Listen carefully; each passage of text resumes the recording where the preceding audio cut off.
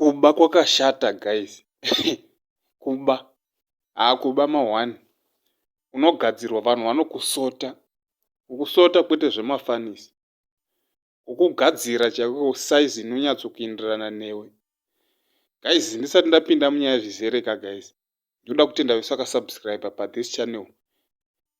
Ndichiti thank you nesupport yamuri kupa guys, nerutsigiro rwamuri kutipa. Uyezve ndisingakanganwi kuzivisa vanenge vasati vasubscribe pathis channel. Subscribe nekubaya notification bell kuitira pese patinouploada latest video hamuzodarikirwi. Sezvatiri kutoita panapa video yandiri kukupakurirai iyi yemunhu aba akagadzirwa, kwete zvekuti hanzi ebhindura man hands himself to police after a bag of maize he had stolen failed to come down. Guys, handi mukuona picture yo, saga ranamira mumusoro, haachakwanisi kuribvisa. Anga ainda kumba handiti. Ainda kumba pakuchida kubvisa saga riya mumusoro manje.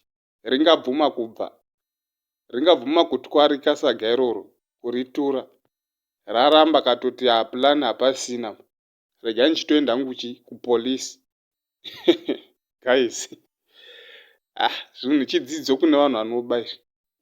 Guys, musaba. Kuba kwakashata, vanhu vanokugadzira. Saga ranamira musoro, harichakwanisi kuti ridzake. Apa kuti uzoenda kune munhu wawabira wacho, vanogona kurambira futi kuti haina kubirwa, hada kufikisa chete. Guys, zvinhu zviri fun but hey, pakaipa. Ungasanzwa mutsipa, kutogurika mutsipa, unogurika kapi, wakasenga bhagidhi rese. Ende anenge atori mabhagidhi maviri. Guys, kuba kwakashata, chidzidzo kune vanhu vanoda kuzoba izvi. Ma1 chaiwo. Sando nyaya ndangoya nayo guys, nichida kuti mungonzwawo nekuonawo zvinhu zviri kuitika. Vamwe vakufira chibage. Unofa chaiko. Ende pakadaro munhu achona akakugadzira kwa, ukamuendera kanotombokurega.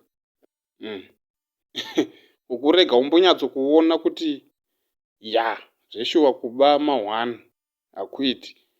Thank you guys nesupport yamuri kupa. Ndichitenda vese vakasubscribe nevasati guys, ndichiti hapana chekumirira. Ndonyaya ndangoya nayo kuti mungoonawo zviri kuitika izvi. Mutaurawo maonero enyu guys kuti muri kuzvionawo sei pamunhu uyu. Thank you.